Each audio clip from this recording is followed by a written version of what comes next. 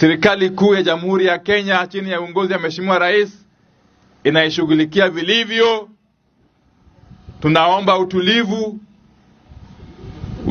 na amani idumishwe, na nashukuru sana wananchi wa Wajir pamoja na Northern Kenya kwa jumla kwa kudumisha amani na utulivu licha ya matatizo au changamoto ambazo tuko nazo kuhusu mambo ya mafuta. Nataka kuhimiza watu wote wa Kenya ambao wamekerwa na hili jambo ya kwamba wawe na subira, serikali kuu inaishughulikia.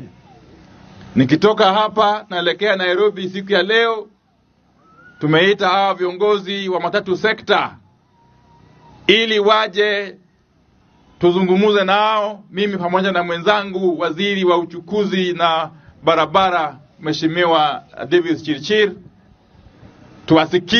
tusikie wako na malalamishi aina gani na tujadiliane ili tujue kwamba tunaweza enda mbele tukifanya mambo gani tukiwa tumeshirikiana pamoja.